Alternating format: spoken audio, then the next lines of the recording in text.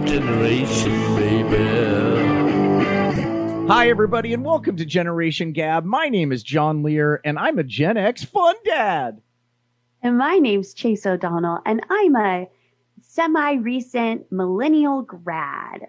Thanks for tuning in. Oh, Chase, it's so great to hear you say that. We have been separated by... Oh, my God. By just schedules. And life. And life. And God, I've missed you. And you were just in Oregon? San Fran. I've been traveling all over. I've had a big-ass gig in San Francisco that I can't talk about, Chase. I had to sign an NDA. That's a national... That means it's a big deal. Discrete acronym. I don't know what NDA... No. That's not what it is. No discussing, asshole. That's what it is. Anyway, I've been working on a gig up there and producing... and it's a commercial kind of thing, but it just gets bigger and bigger and bigger. So it's been great, but man, it's been overwhelming. And then I've been traveling. I went to Kansas City to shoot a little something that I promised a long time ago and finally came due. And then I went because the world's opening up again. I know, but it's a little soon. I don't know about flying. I was flying and there were two goofballs who didn't want to wear their masks. It's just like, Jesus, it's like the Wild West out there. I know you've been doing it all through because you've been doing stand-up comedy. Yeah, I mean, it's funny because they say on the plane, if you don't wear your mask on the plane, we will... sue you. But I thought they were going to say, if you're not wearing your mask on the plane, we will kick you off. Yeah. Which I think would be so funny because get kicked off a plane in the middle of the sky. You die.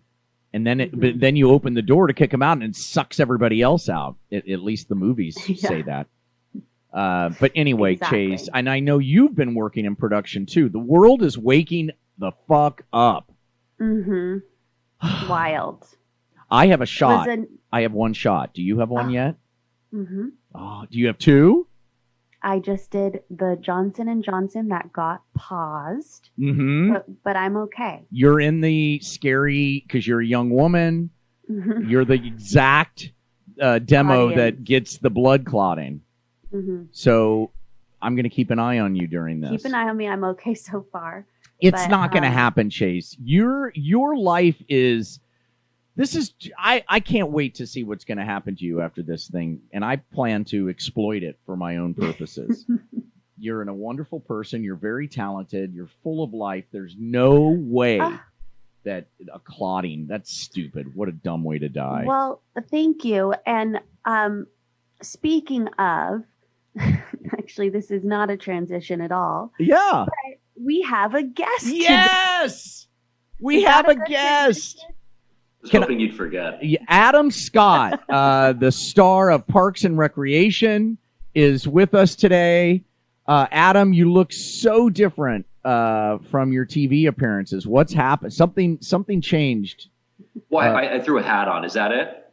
Could be. I mean, yeah. You look. I'm not wearing a mask. You look so different from your days on Parks and No, Adam. Yeah, you do. Adam Scott. Adam Scott. It has the same name as the actor, but is far more valuable to this program, certainly, and to a lot of people. And Chase, I think this is going to be a very valuable episode for you.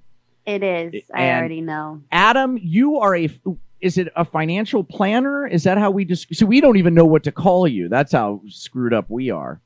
Tell us a little bit about your firm and what you do. Okay, so pretend we're idiots. Pretend we're idiots.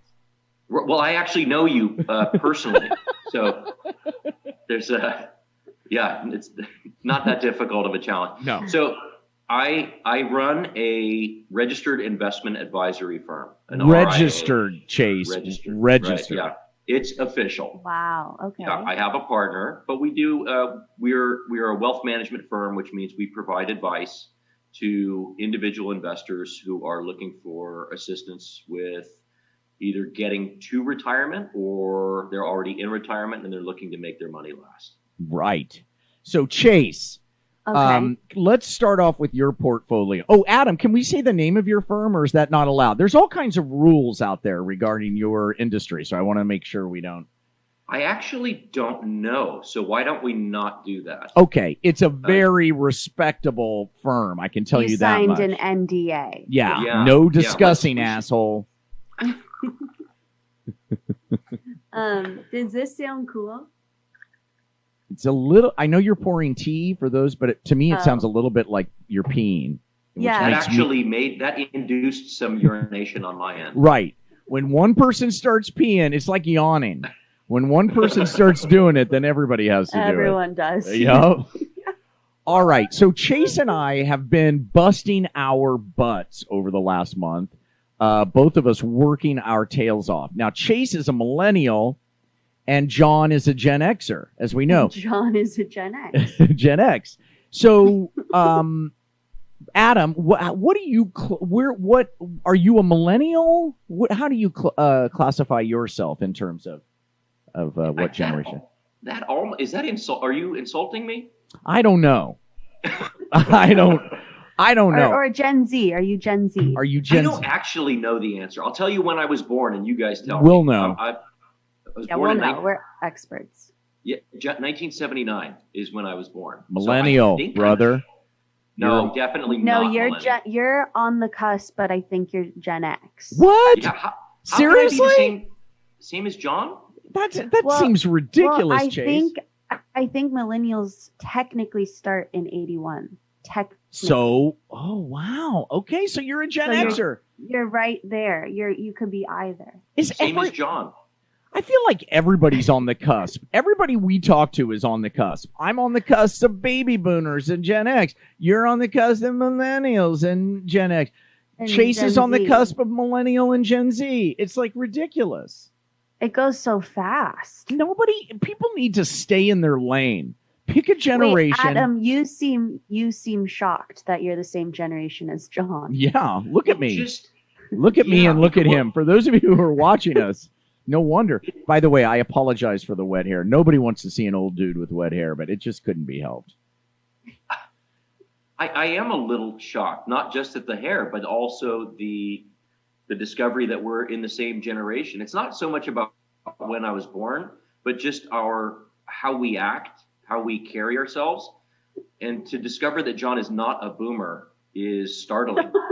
I am not a boomer.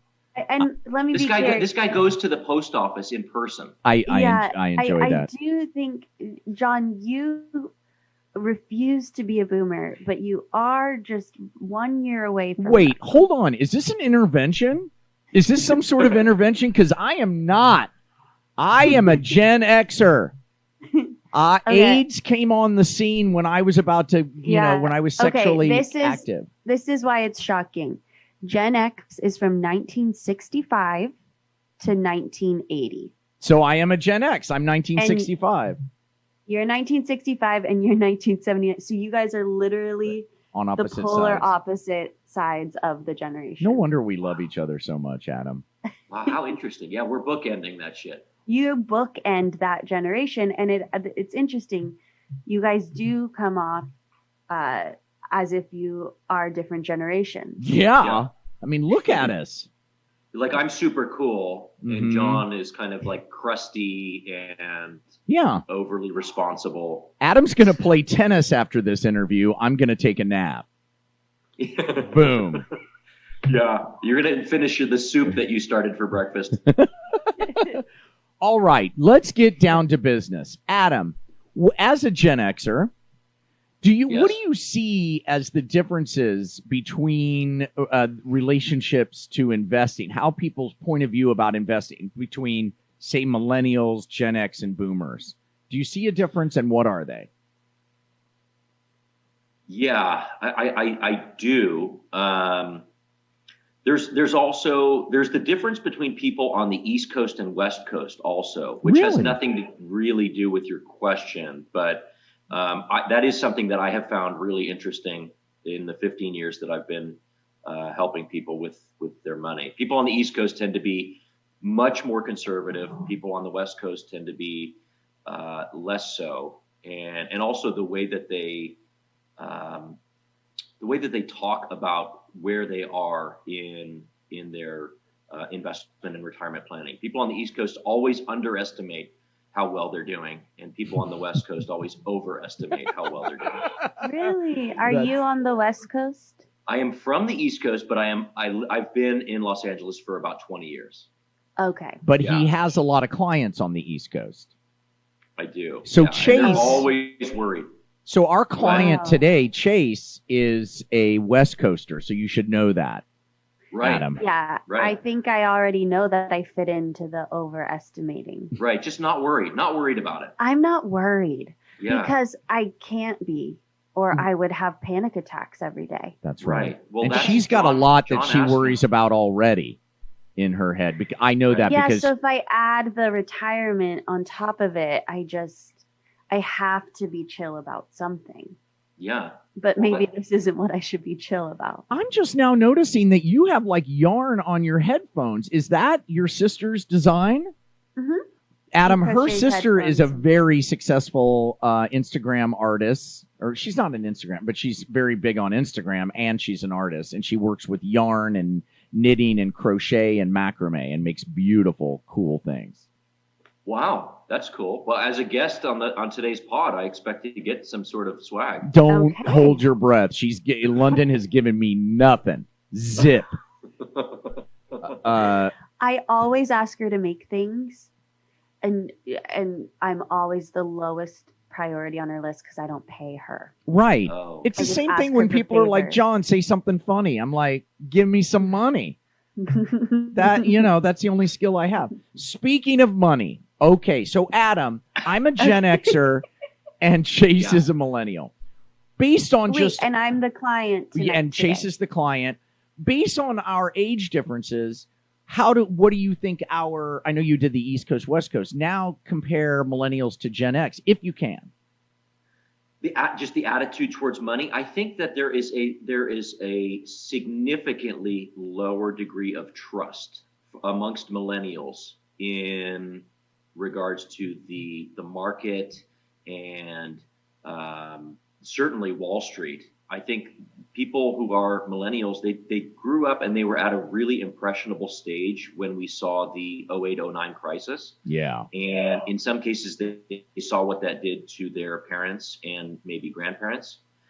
And then we've also just seen within the last roughly 12 months, we've seen a major crash in markets. And then we've seen what feels to many to be a completely artificial recovery in markets. And I'm hearing from people in that generation that I'm hearing the word fake a lot. It's fake and it's just going to crash again. It's manipulated. Don't trust it. And people are. Whoa. Did you guys hear that? Was there a weird thing that just happened? God, I'm sorry. Was that a spirit? I don't know. Freaked me out. A ghost? Adam, be honest. Was it gas? I reserve the right to pass gas. I'm sorry to interrupt you. I was just going to say that is my experience with my theory is millennials have been screwed badly with this economy, and that there's a separate. I grew up thinking that the stock market was an indicator of the economy, but it seems like many people now are like, no, there's the stock market and there's the economy and there's some interactions, but to use the stock market as a barometer for the economy is silly. Well, I agree with you as what you said is my opinion on the stock market and all that. I 100 because especially what just happened with GameStop and all of that. I mean, and then I watched the movie The Big Short. Yeah. Is that what it's Yeah. called? And I just see, I'm skeptical. It seems like people smarter than us are gaming us, and there's no way it's a level playing field unless you're a computer making, trades at nanoseconds. Mm-hmm. Yeah, and it's interesting to hear that because I think to a degree that's true. There are definitely people that have access to better information more quickly. But at the same time, the market, the stock market, which individual investors have almost free access to these days through these index funds, you can get access to the stock market virtually for free. You don't have to do anything, and it has returned high single digits on average for a very long time. So, and that's sort of new in the last 15 to 20 years for the individual investor to get free access to that. So it's interesting to hear people, quote unquote, complain that things are rigged when you could still make money if you just buy the index, index.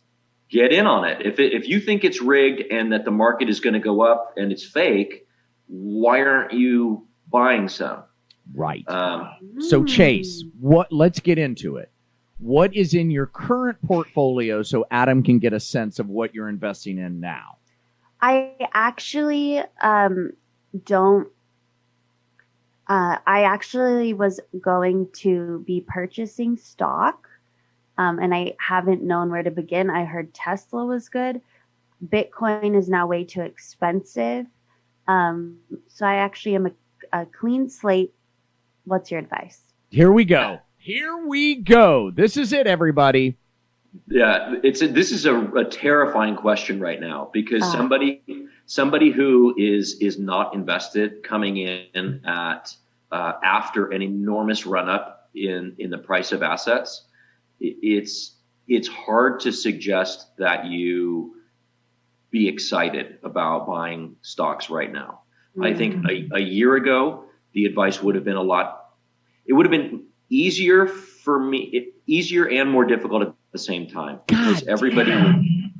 That's what was that? There it was again. I don't know. It's got to be me, but I don't hear anything. Okay, Chase and I are hearing a little weird noise, but that's my pattern. Like with the iPhone, I'll buy the iPhone 10, and right after I buy it, the 11 comes out.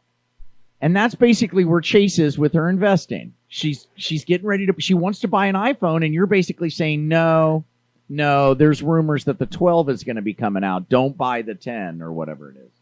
Yeah. Sort of. Yeah, I think, but there's definitely a way to do something that gets you involved and gets you to start learning about it. For instance, let's say you have some cash, $10,000, for instance.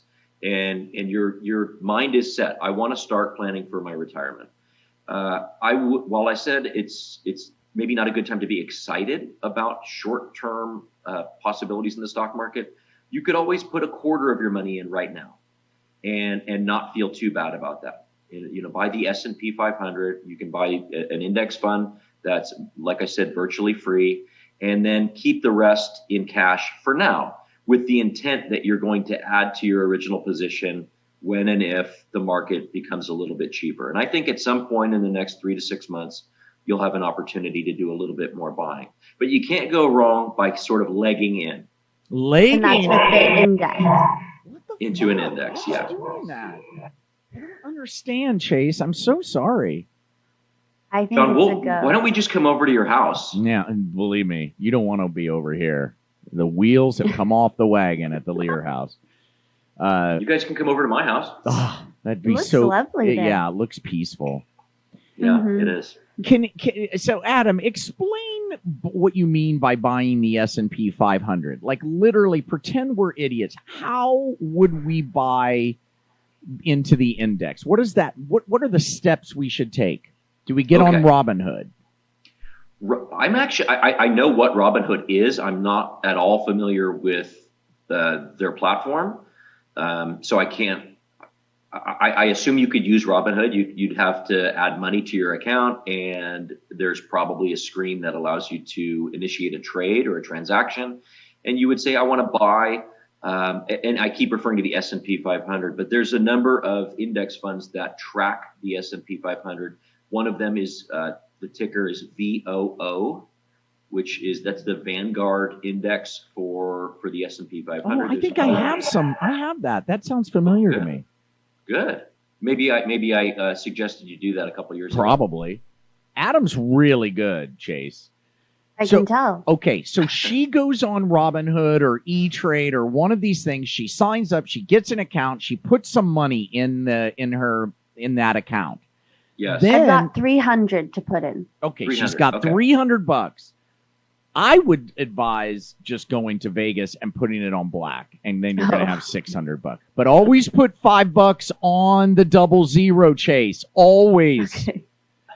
Anyway, that's my financial advice. But you're saying she goes on, she puts 300 into E-Trade, right? Then she buys into the index, which is you're basically buying a piece of like 500 different companies at once.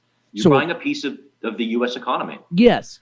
So if one company, has a tough time, there's another company, and over time you usually make in the high single digits, like 9%, 8%, which is better than most. I mean, certainly better than saving it.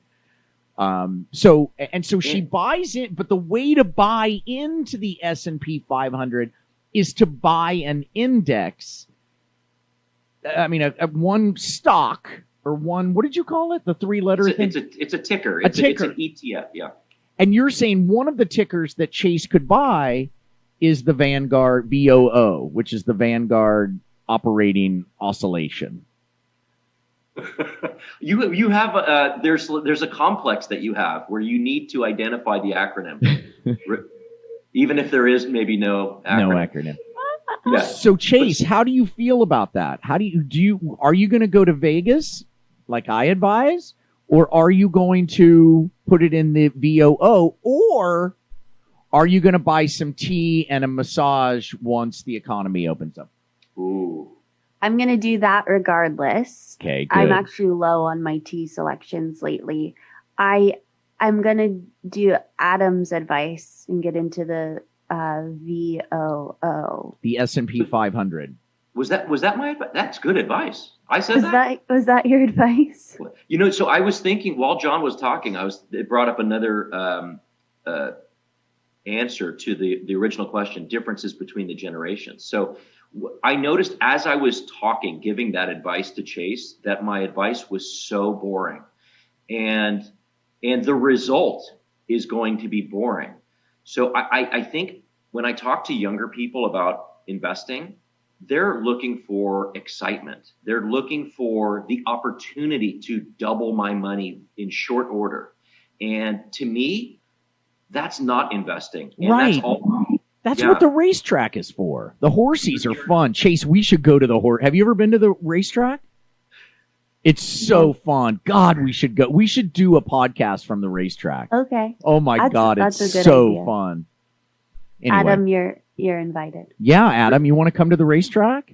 Why don't we do pod number 77 from Santa Anita? I'll be there. That would be great. You go and you get there early, you look at the horsies and you pretend like you know what you're looking for. Like you get to walk up and pass them and look at all of them. And then you go them? Yeah, I don't know. I never have. But then you go up, they're kind of scary because they're ready to run. They're like moving, and they're not like calm horses for trail riding. These are like machines built to kick some ass. They're, anyway. And you're saying that is not what investing is. Mm-hmm. No, it shouldn't be. I think if the most valuable thing that I could encourage for millennials is to manage expectations. And investing it's a long game. It's about conditioning yourself to put the money that you're able to save into an instrument that is going to gain over time. And if you're doubling your money in a week in an investment or in a security of any kind, you either got really lucky or you're doing something wrong. I think the risk involved in order to make a return that is substantially higher than what the market gives you is you're taking on more risk than you probably realize. And that should be bookmarked for a very small percentage of somebody's net worth. So it should not be exciting. So, question actually, while I have you here, have you ever heard of the app Capital? Not Capital One, but Capital Q No. A P. Oh. That's a QAnon thing, Chase. Don't that stuff. None of that's proven, except for the baby eating. That stuff's for real. Okay. So stay out of that. Yeah, I would. You're funding the baby eating. Yeah, shoot. Wow. Okay. And do you have to be ready for retirement if someone wants to get your help, or can you be a millennial just getting ready to rumble? It's a good, well, we do have some minimums, which, but I don't like to turn people away. You know, oftentimes we will take referrals, and I'll offer help to people. Maybe not take them on as an official client, but just sort of offer guidance from the sidelines. What's your minimum, Adam? Like, if can we get a sense of what a minimum is? It's $500,000. Okay, so if Chase walks in with 3 $100 bills and puts them on your desk, yeah, I would say I would offer and opens her Capital app, right? What do you? Right. So I've got a ways to go. Well, yeah, maybe we should talk again next week or something like that. Okay. All right. Okay. I'm just trying to answer honestly, but yeah. But we do have smaller clients where whether it's the son or daughter or grandkids of an existing client, or if somebody comes referred from an existing client, we're not going to turn somebody away. I'd like to refer Chase to your company, please. Okay. I'm referring Chase. Excellent. Officially on the air right now. And I'd like to thank you for the referral on the air. Are you sure? I mean, wait till you hear what you got coming your way. Is it $300? $300. Yeah. U.S. And I'm willing to go to 600. Whoa, Chase, hold up. I'm hold willing. Up. I know Because what you need. Tea. Don't forget, you need self-care. You've been working crazy hours. You lost. Anyway. Yeah. Next week we'll talk next week, and I'll get a bigger sum together. But there is help that we can offer to people who maybe don't yet meet our minimums. And there's a lot of good content on our website. Oh. We do webcasts once a month with relevant topics for people who are interested in the market and the economy. And can't we say the firm, Adam? Can't we say your firm? Sure. Yeah. So the name of the firm is Argyle Capital Partners. Isn't that okay? And so people that are interested, such as myself, can go to your website and watch webcasts. You can watch webcasts. You can read. I've put some blogs up, and anytime that there's sort of a major market event, I'll do a write up, and that gets posted on there. And I'm generous with my time. If there's something that I can do to help, I'm not afraid to spend an hour with somebody who has no intention of ever becoming a client. As long as if somebody's interested, I like to talk about this stuff. And his stuff, Chase, is very relevant. Like for the lay person, like it's not like you're very very good communicator, Adam. Number 1 ranked, actually. That's right. Yes. Well, thank you for that, Adam, talk. Fantastic. Wait, but I have before we go, I did want to play a little game, a quick game. So helpful, Adam. Yeah, we want to keep you on a game. Chase has a game, and it's something to do with memes, which I only vaguely know what they are. Like, I think a meme is a video or usually a video or a photo with text that makes you laugh or amuses you. Yeah, it's a humorous image, video, or text that is copied and spread rapidly by internet users. Okay. Chase, can I tell you a story about a boomer that I met last year, and he was trying to tell me about a meme that his son had shared with him, but he didn't know how to pronounce the word meme. And but he thought he knew how to pronounce it, and he kept telling me that his son had sent him a meme, and And I didn't know how to I kept a straight face somehow, and I didn't correct him because it just felt too harsh. Just let the guy have his fun. Oh, God. Yeah. That's a meme. So we're going to do what do you meme? And basically, I'm going to show you this picture, and I want each of you to come up with what your meme caption would be. Okay. So this is going to be good. This is a chicken running, and the caption says G to G, bye, meaning gotta go, bye. Is there something in the financial world that you're like, get me out of here? Or John, why would you have to get out of there? I ate some street tacos. Yeah. I was actually thinking I'm not taking that Johnson & Johnson vaccine. Oh, that's good. Gotta go. Chase Adam, Chase took it, and she's in the worst demo for it. I did have the Johnson & Johnson. God, I did too. Oh. It's going to be okay, you guys. It's literally 1 in a million, and they still don't know the connection. So it's just a lot of, they're just worried. They're just, it's an abundance of caution. You're going to be okay. Yeah. I got the 2-shotter. This is a famous meme. Okay. What would you say about this? John, you go first. Do you know that that lobotomies are still used widely in the U.S.? And that's what this girl just heard? That's what she's saying to me.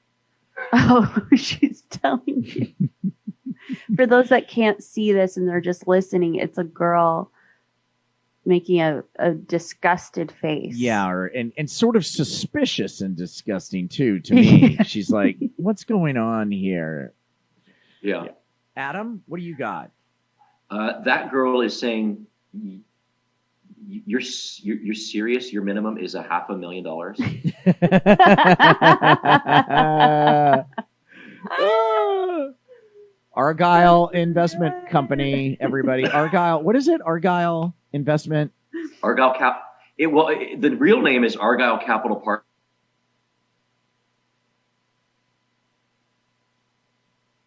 Partners, but you did? John? John did, yeah. What? Argyle Capital Incorporated Partners. You called it the wrong name for 10 years, John. I know. Yeah, John would answer. Know he would answer the phone when I called him, and he'd say Argyle Incorporated.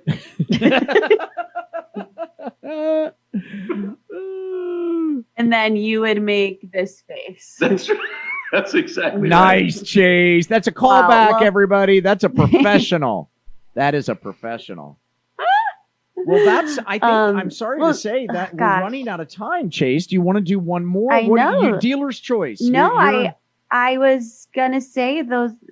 I don't know how you can top those 2 memes that you came up with. Those are great memes. Those are amazing. Yeah. So we got to end strong. Adam, thank you so much. We've learned so much today about what Chase is going to do, and we haven't gotten into me. But by the way, my theory why East Coast people are more intense than West Coast people is because we can always just build a tent. You know what I mean? It doesn't rain or snow here. So worst case scenario, we just trot off into the desert and put a tent up.